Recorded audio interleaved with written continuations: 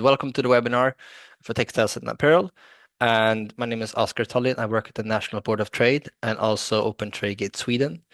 I will talk a little bit shortly about this here now, about what we do.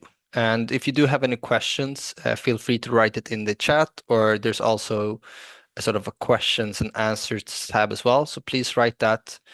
And then we have, after I'm done with my introduction to Open Trade Gate Sweden, we will have Evelina Cruz from Gateway and Partners who will talk more about the sort of Swedish market. So yes, introducing Open Trade Gate Sweden. We are part of the National Board of Trade, which when we're about 90 people, maybe 90 to 100 people, and we are 6 people. I'll talk a little bit more about how many we are as well. So this is National Board of Trade, and Open Trade Gate Sweden falls under this sort of development corporation because we work with aid money and we sort of work with trying to for capacity building and also a point of contact for people and companies from the developing world to help them export to Sweden and primarily to Sweden and sort of the EU as well. So yeah, as I mentioned a little bit earlier, we facilitate trade from developing economies to Sweden/EU. So we say that ourselves, we are sort of an import promotion agency. So we import promotion to Sweden from developing economies. We are funded by the Swedish Development Aid. All of our sort of services are free of charge, and our whole sort of organizations are built on 2 different capacities. We have the point of contact, which is this sort of webinars and other sort of things. And then we have the capacity building, and I will talk a little bit more about each of them now.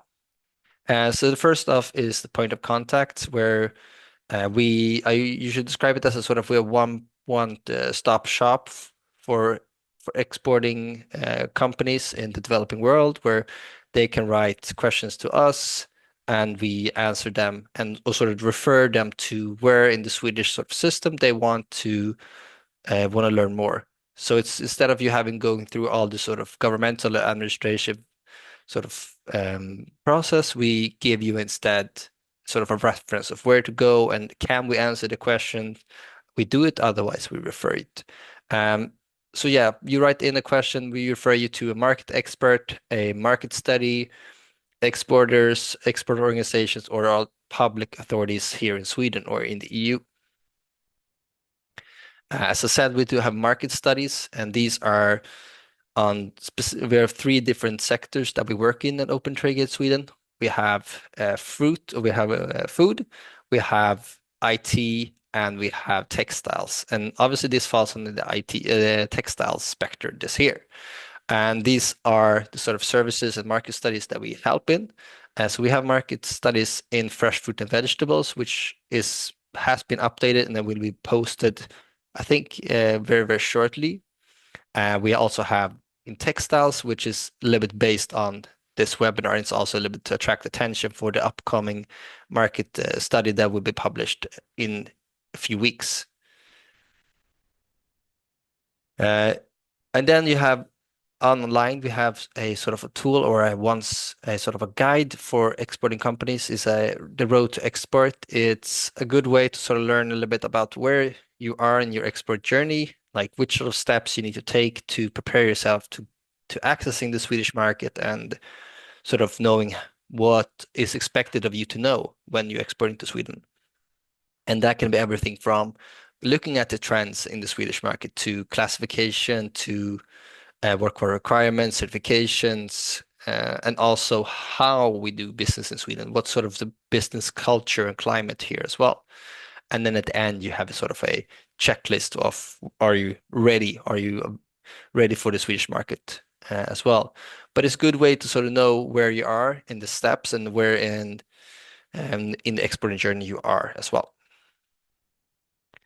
Secondarily, we have this building capacity, where we sort of help a company or a business support organization in the countries that we work in.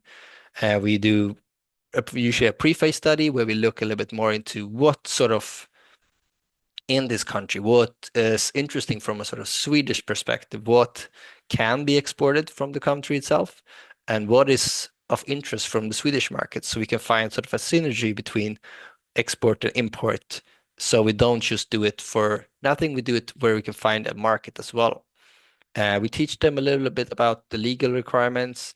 There are certifications when it comes to this specific sector and what kind of requirements they need are mandatory to get into the Swedish market as well. And then we talk more about the market information that could be trends, logistical problems or logistical sort of issues that you might have. And at the end, we prepare you to finding a buyer as well. But it's most of the time it's we give you the capacity and you find your buyer yourself, but we sort of guide you on how to approach the buyers, what is needed from you as well. And we work in projects. So this is one of the projects that I will take as a sort of a suggestion or if explain a little bit further. So this is Trade Academy Trade Promotion. This is something we have done 3 times over 2 years, where we work with business support organizations and we have a sort of a coaching and help them to learn a little bit more about the Swedish market, learn about the trade in general, and also a little bit about how they should access this so they themselves then can sort of deliver that information to the companies in the respective country. So it's a little bit like train the trainers a little bit, and that's something that we do currently. We give them the capacity for them to be able to spread the knowledge and to sort of deliver that knowledge further down into the companies itself. And these are some of the things that we've done in 2024 and we will do in 2025. As I said, we talked about Trade Academy, Trade Promotion. This is something we've done in 2024, and this is something they will do in 2025.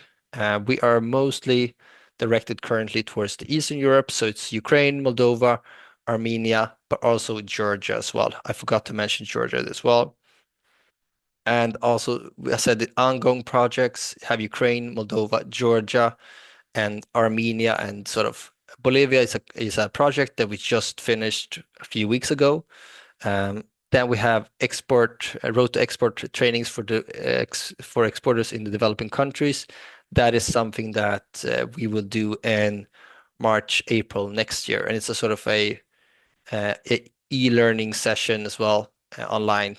It's a very sort of an e-learning session of a little bit how to access the Swedish market, what to think about. So this is more of a interactive tool than the road to export we talk about that was on our webpage. This is more teaching. This is a little bit more about doing yourself a little bit and trying to learn from there as well. But in 2024, we also attended Cial, the world's largest food fair. And there we had 11 companies from Bolivia, Ukraine, and Moldova.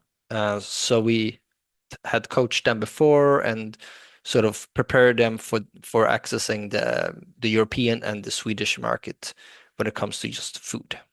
And then lastly, we have this sort of point of contact. We have market reports. We did, as I said, textiles and food we done. And we also did a webinar on the European Green Deal, which we did in April this year. So we did that. We had 2 people from our organizations who have worked with that and gave a sort of a webinar on it, what to think about when you think of the Green Deal and what sort of sectors you should think about and how to a little bit approach it a little bit and where you should look for the information as well, because it's really sort of it's a really, really big package. So it's a really good way to sort of guide yourself on where to look and how to orientate yourself. And then we also have our webpage where a lot of the information that we have is this sort of the primary thing that we use. Because on the webpage you have, except the road to export, you have about Open Trade in Sweden, you have the road to export, you have our contact information, you have everything from upcoming webinars and those sort of things as well. And this is the team. We're currently 6 people. And if you have any questions, you can either contact and you see there otgs@kommerskollegium.se, or you have our own sort of contact information there, but primarily contact Open Tradegate Sweden or OTGS at kommerskollegium.se. And I think that was it from my side. I will hand over to you, Evelina, and talk a little bit more about the reason why everyone is here, I guess, to hear about the Swedish market for textiles and apparel. Yes. So my name is Evelina, and I will lead you through briefly the research we have done about the Swedish market for apparel and home textiles. And afterwards, we will go through the questions, and you will be able to ask additional questions if you have any. First of all, we'll go through the uh, basic information about the Swedish market, the industry background and facts, some data, production and trade data, high potential products identified from the statistics, and about the price levels and sales. So in Sweden, the textile trade is one of the biggest industries, with clothing and accessories driving the sales over the past 5 years. Although the textile prices in Europe has gone up during these years, Sweden prices are still lower than the EU average prices in the textile sector. Sorry. Yes, the big Swedish brands like Hennes and Mauritz, IKEA, and Lindex are the global leaders in selling products worldwide.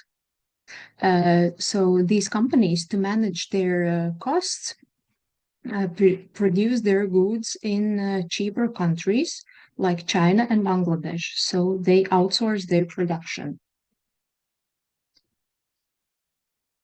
As a result, Sweden, from the data perspective, imports more finished textile than it exports, and the most imports come from outside the EU, while the exports is mostly to the EU countries. So meaning that supply chains are shifting, with some countries becoming replaced by cheaper or closer suppliers. So this shows that the companies are flexible in as long as the costs stay low.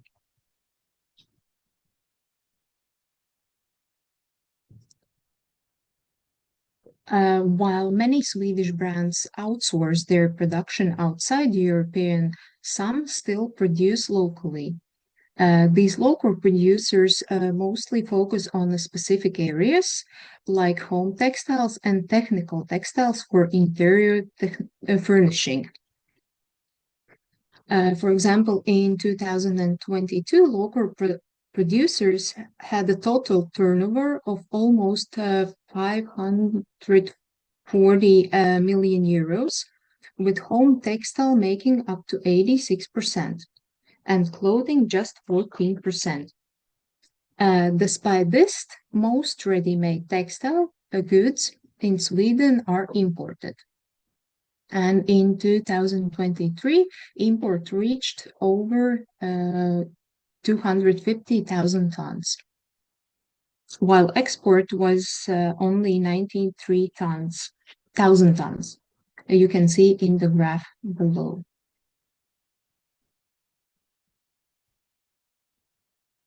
As of 2023, most Sweden's ready-made textile imports still comes from outside the EU and is about 64%, and only 36% comes from within the EU. The top non-EU trade partners for Sweden were China, Bangladesh, India, Turkey, and Pakistan, with all these five countries making almost 53% of ready-made textile goods imports.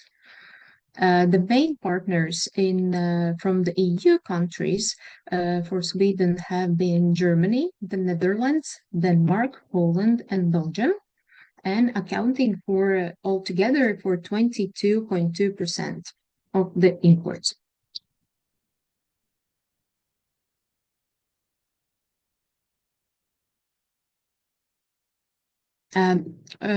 Yes, about the high potential products, what can be concluded from the data uh, for producers outside the EU looking to export to Sweden, clothing and accessories offer a great opportunity.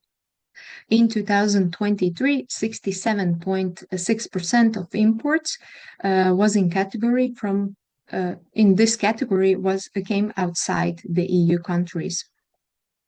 And this category includes such accessories as gloves, mittens, and scarves, and particularly high share of imports from non-EU countries in this category. Other promising products includes men's and boys' outwear, also including night and long wear.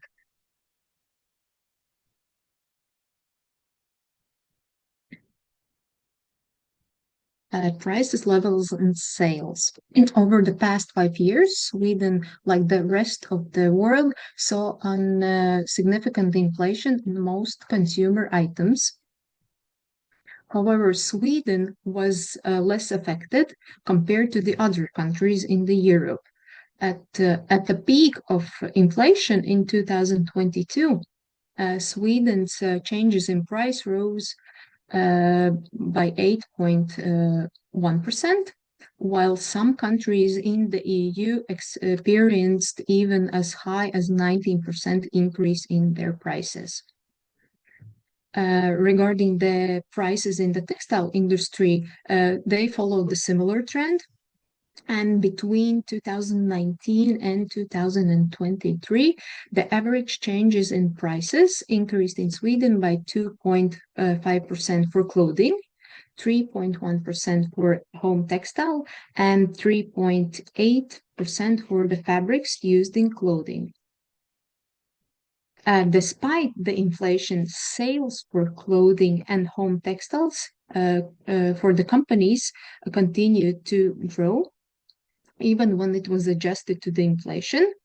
So from 2018 to 2020, clothing retailers' turnover increased by 2%, reaching 6.6 billion euros, while home textile increased even more for about 9.1% and reached 0.7 billion euros.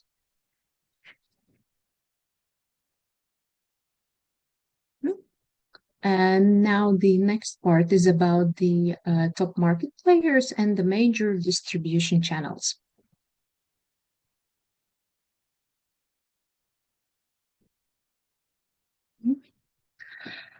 For the clothing and textile brands, price pressures are a big factor in clothing distribution channels. This has led Swedish brands to outsource production to lower cost countries and prefer direct contacts with their producers to avoid the middleman costs. Also, a global survey shows that about 91% of major brands use direct distribution. In Sweden, Hennes & Mauritz, Lindex, and New Wave Group are the biggest players following this approach. This because of the large, and important also to know that products design and is almost always handled in-house. Because it requires detailed knowledge of the global and local design and marketing trends. For smaller producers and smaller brands, sometimes they hire a designers agencies for this, so they don't do it locally. But the large players prefer to do the design locally. As a conclusion, while the direct distribution is the most common method, third-party distribution is also used occasionally, and they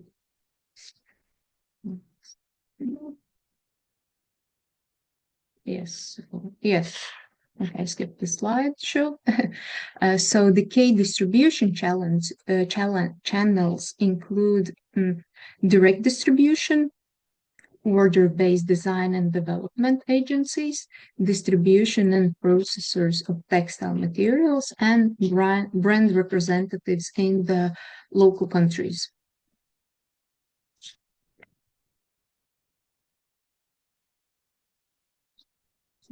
And now we'll go through the main trends that are active in the market.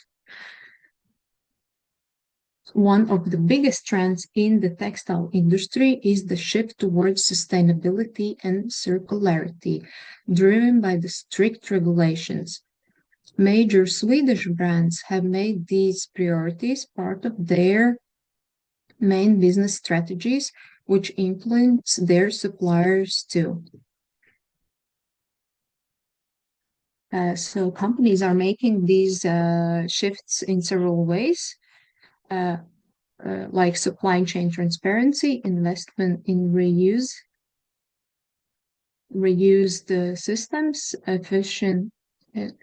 making the efficiency of energy use, and sustainability, where investments in reused systems being a key focus.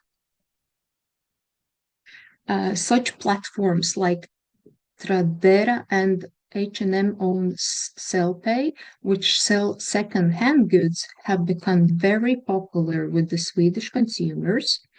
For textile suppliers, understanding sustainability is now more important than ever. To add value for brands, it's helpful to build connections with fabric suppliers who offer sustainable or recyclable materials. That would be the focus. And for the future growth, really important.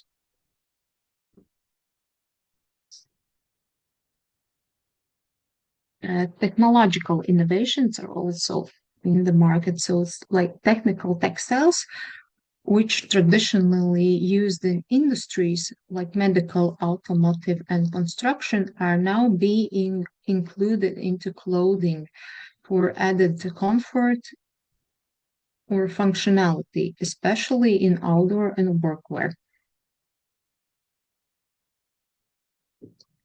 Sweden is a leader in technical and smart textile innovations. Thanks to the Smart Textile, a state-supported research and innovation network. For advanced textile producers, the Smart Textile Research and Innovation Network offers a great opportunities for collaboration to create innovative products tailored for Sweden and also for other European markets. As of 2024, Smart Textile has identified 3 focus areas in Sweden based on directions of past projects. So these would be sustainable materials, health and medical, and architecture and interior. So textile integration in these areas.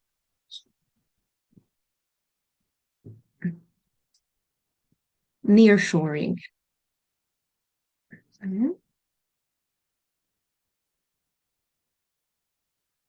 So as mentioned before, most Swedish brands have been making their products in low-cost countries outside of EU.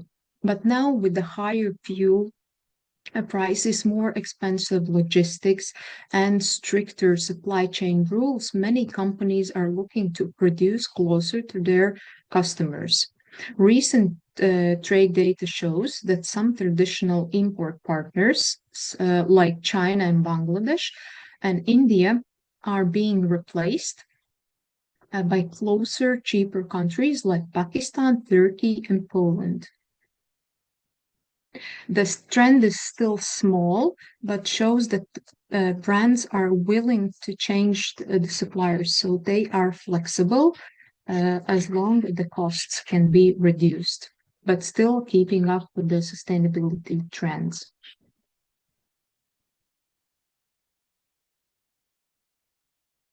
Diversification. Yes, so the influence of major market players is growing. across retail sector, especially in textile. These big players with own physical stores and online platforms attract consumers that are looking for the convenience and benefits from a strong brand loyalty. For producers, there are significant opportunities in creating private label products in this sector. The smaller producers may find it challenging, but they can compete in niche or added value products that cannot offer the bigger brands, bigger producers. Yes.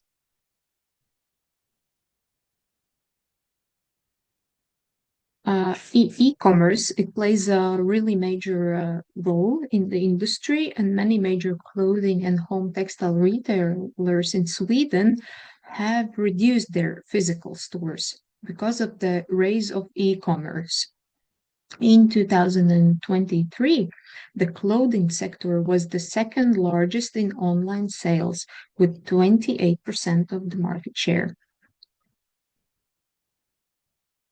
E-commerce has speed up the product turnovers and design trends.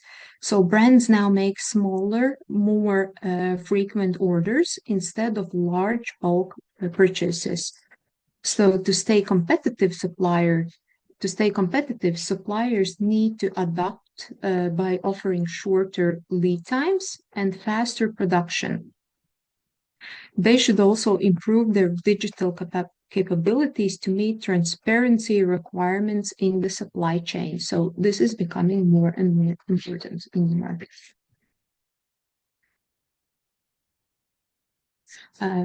Now, the legal part. So legal requirements, since Sweden is part of the EU, it follows EU regulations and integrates them into their national laws. For producers new exporting to the EU, entering this market will not be easy, as there are many legal requirements, trade barriers, rules that needs to be understood to ensure products meet the EU safety and testing standards. So some of the key legal requirements are listed here below. So for the safety, it will be the general safety regulations.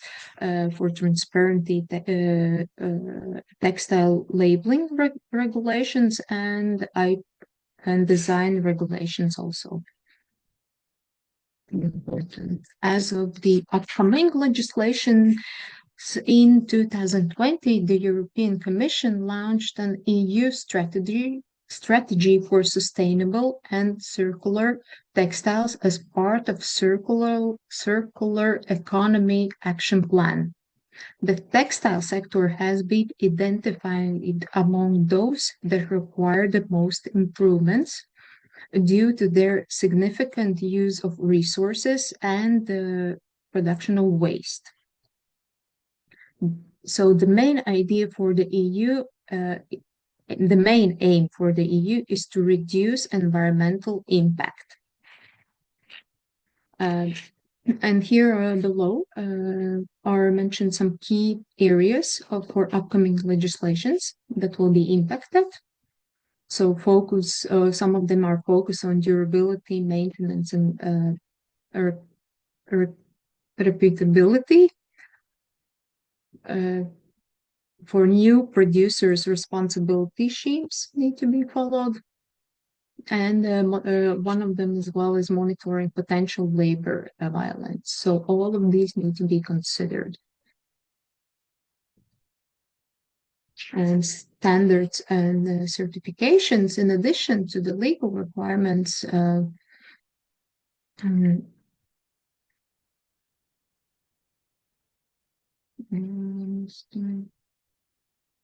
requirements. There are also some key most required third-party certifications also in Sweden. So here are listed the most common in Sweden. that also needs to be when it comes to the environmental management. So eco-label is one of the most popular production sustainability Nordic Swan label and social and ethical amorphy. So, but these are more, and when getting to know the potential buyer, uh, they mostly list their requirements for the standards and certifications.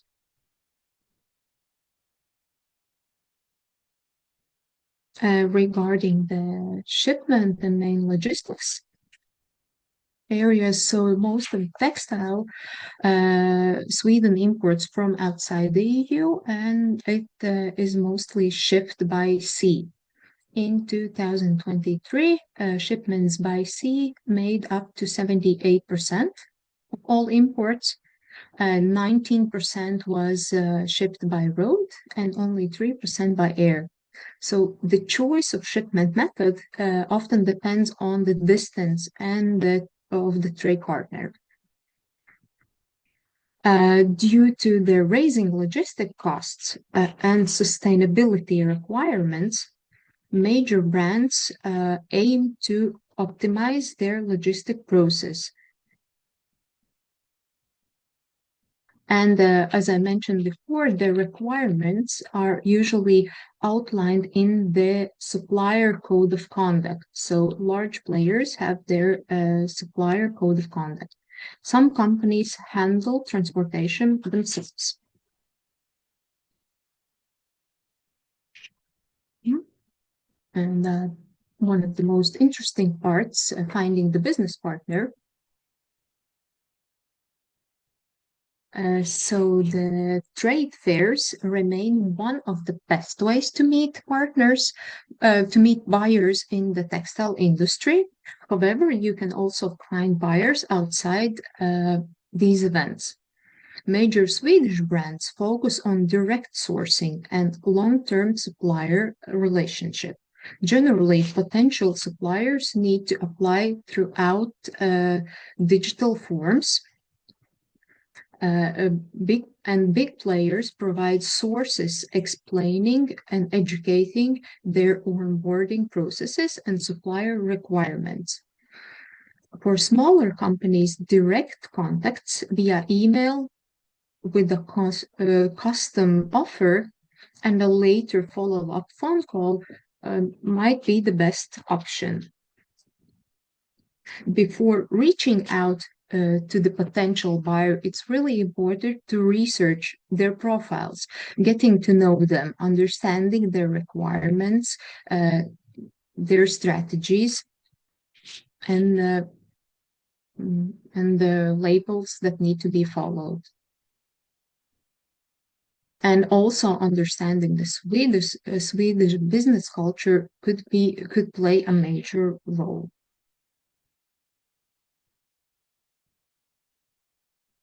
Trade fairs. So specifically about the trade fairs, so most Swedish market players tend to meet in an international events, although there are also some local events happening. So in Europe, the key trade fairs for textiles are Premier Vision in France, Heim Textile in Germany, and Copenhagen International Fashion Fair in Denmark. Here are listed more events upcoming, but mostly the international European fairs are the most popular where all the players meet.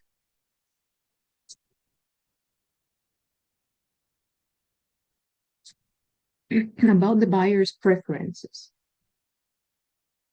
Swedish textile brands, like many in Europe, prioritize the cost efficiency, quality, and compliance with transparency, ethical, and environmental standards. Uh, Unfortunately, or luckily, they focus on a like dual standard, so they aim to reduce the costs while at the same time they want to become more ethical and sustainable. So this balance between cost efficiency and ethical sustainability is the key for Swedish textile brands.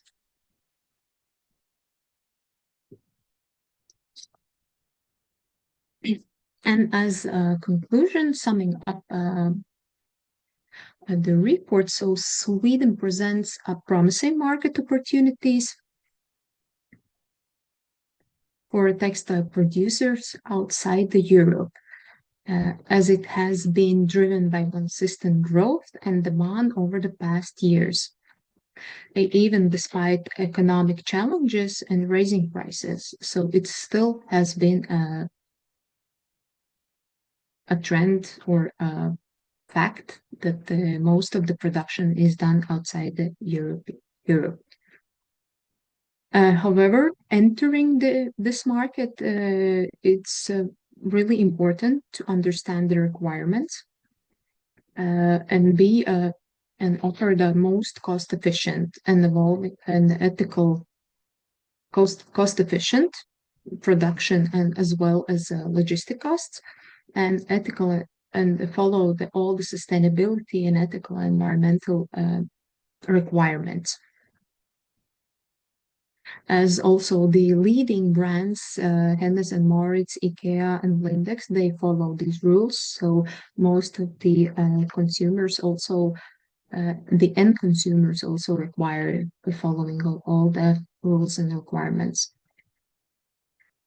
Most Swedish textile brands continue to rely heavily on outsourcing production to low-cost countries, such as Bangladesh and China.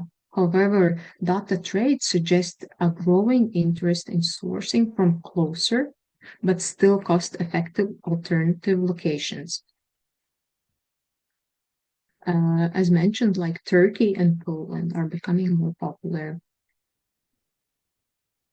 And the shift is driven by the escalating logistic cost increase and the need to meet a strict carbon emission reduction targets. So shorter distance, lower the carbon emission. So that's the logics behind it. As from the buyer's perspective, sustainability has become central to buyers' decision making in Sweden, particularly because of increased regulations requirements for suppliers outside the EU seeking to obtain partnership. This means more resources will need to be allocated to become aware of these requirements and to meet all these standards.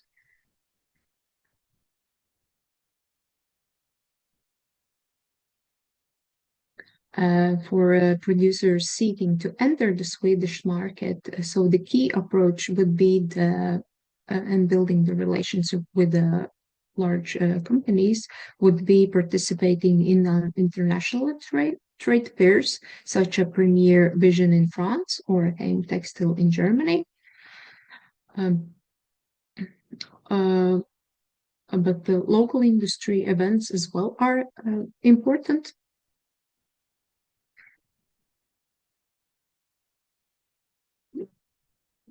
Sorry. Yes, that's it. Yes, so yes, that would be it shortly, hopefully shortly from my side. So we could go to the questions Yes, part. thank you so much, Evelyn. I've gotten a few questions, very interesting.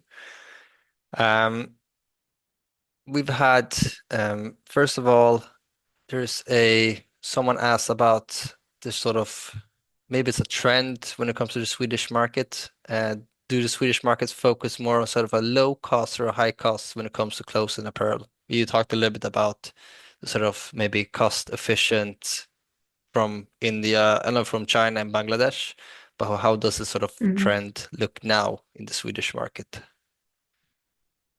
Yes, so as I mentioned, that these have been like the major markets in most of the year, but the trend suggests that still the companies are looking for the production outside the EU, but closer,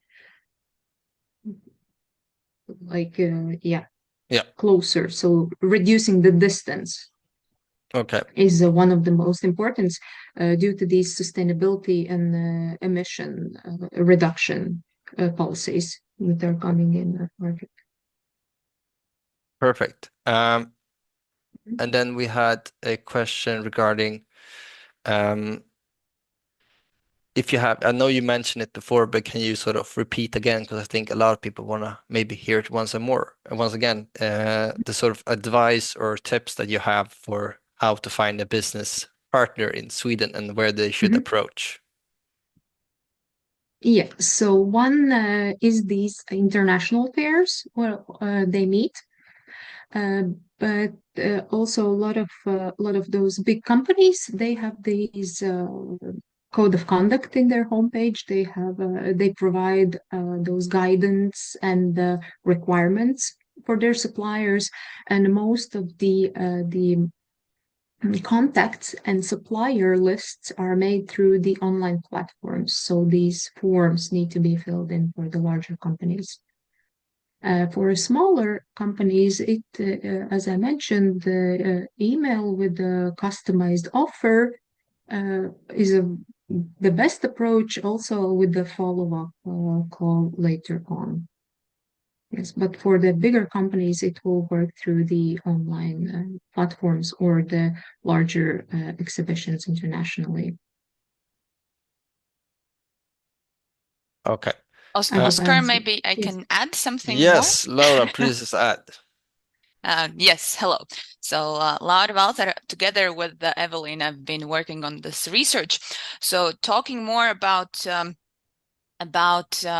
how buyers get to their new suppliers. So I would, and what is the best way? Of course, there are the typical way that also Evelyn mentioned, but the thing that I would like to add that in export and export sales development, there is all the ways how you can tell about your company is good. Yes, fairs are important. But there are different kind of ways how you can enter the fair. You can go with a stand, or you can go with just like a participant, where you see what kind of companies are participating there. Is it really the right fair for you? And going to the fairs, it is important that you are prepared. So knowing which companies will be there, whom should be there, and getting in contact with these companies before even the fair. So talking from the fair side, then each buyer who goes to the fair, 80% of his time has already been booked. So actually, the new supplier is trying to get in these 20% of the free time that the buyer has. Mostly buyers go to fairs to meet already their existing suppliers. So a huge work needs to be done before actually you go to the fair. So the company or the buyer already knows that you are going to be there and you will be participating or be attending the fair. I would say that in war, all weapons are good. Whether it is exhibition, of course, you have to apply through the through the forms that companies always give, and that is for big players, because without that form, they don't even admit that you exist. But still, just by filling the form or going to an exhibition, it will not be enough. Therefore, all the kind of networking possibilities, or whether it's a digital marketing tool or a direct communication, it is worth the try. Because mostly why don't buyers buy? They don't buy because they don't know that you exist. And the only way for them to find out that you exist is just by talking, and all the ways how you can get their attention is good enough. So that would be more like motivational speech. So there's the statistical part and what should be done, but there's a lot of things that you can do additionally to it. Okay. I Yeah, hope it helps. it was good. Thank you for your input, Laura. I There's a question, or is sort of I rephrased the question a little bit.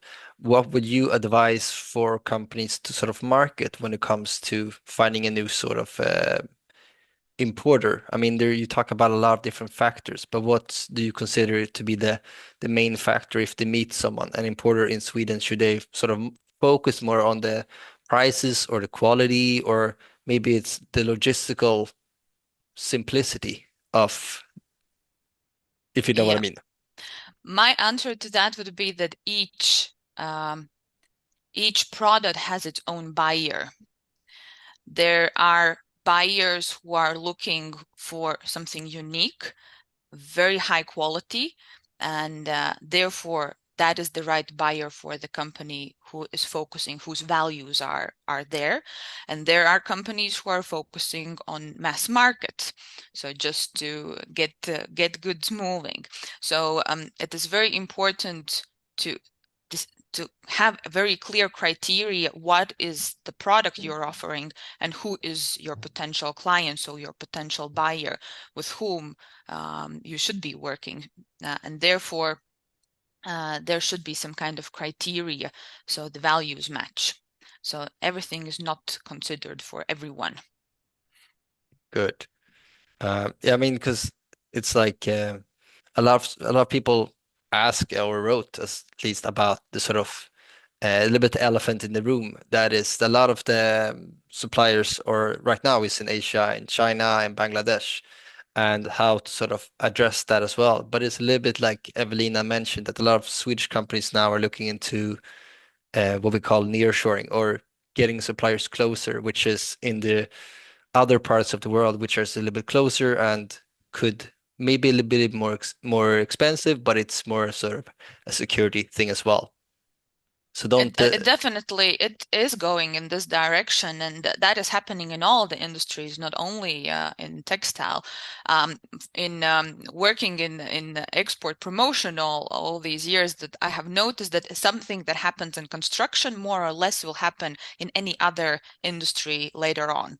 And in construction now, buyers from Scandinavia, Baltics, which is super close, they are not really buying anymore from the Baltics, because due to sustainability, emissions, and so on and so forth, because the deliveries are polluting environment. So therefore, if it's so close for the Baltics, knowing where is Baltics and Scandinavia, that even if that is impacted already now, then logically in textile, this is also coming very topical, that the buyers will really think whether it's worth bringing to from Bangladesh and Pakistan. So the buyer will start to look more and more closer, and knowing that there are a lot of Scandinavian buyers who are asking for companies or suppliers who could become more and more nearer to the Scandinavia.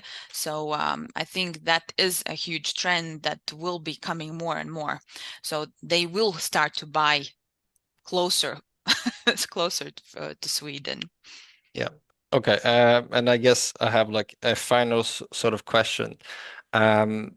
Someone asked a little bit how can you get in touch with IKEA and H&M's sourcing teams?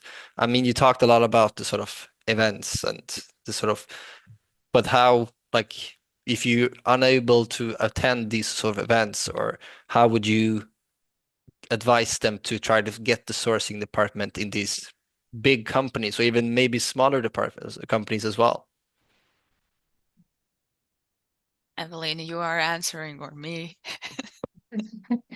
Yeah, so mentioned there, those large companies, they have those application forms and all the guidance and guidelines, how to approach them and what they are expecting from the new producer. So first of all, I would suggest to get to know with those requirements Yeah, I would say internally that. for the each company. Yeah, that definitely Mhm. should be the first step, because if you try anything else, they will ask whether you have filled it in. But as soon as you have filled it in, then you do have the reason to ask for their feedback. And then we all know that LinkedIn is a tool and especially in Scandinavia, people are not hiding where they are working and what kind of position they're in. So definitely writing in other sources or emails or LinkedIn or calling the company and getting the feedback is something that should be there. So the thing that I would like is that that companies become more active on their reaching the buyer. So therefore, direct communication is the key, especially if there's B2B sales. Yeah. And I think I'll end with a sort of a little bit a last sort of point as well. A lot of we've talked about the sort of the to inspire you a little bit as well as we talked about this nearshoring and getting suppliers closer or maybe differentiate the sort of suppliers that they currently have. But as sort of effect that comes as well. Someone asked a question about the Suez Canal and sort of stop there as well. And that's sort of a concern if you have more of a nearshoring, that's a smaller problem. But also, Evelina mentioned that the requirements, the EU is going towards more environmental friendly materials. So that's also sort of a potential for you as a supplier, or as a business support organizations to get into the market as well. Okay, I can't see any more questions. Then I want to thank you, Evelina, Laura, for this webinar, and thank you everyone for attending. I will send out the presentations as soon as I can, and this, as I said, has been recorded and will be published online. I will send it out to everyone who has registered to the webinar when the webinar is online on our YouTube page.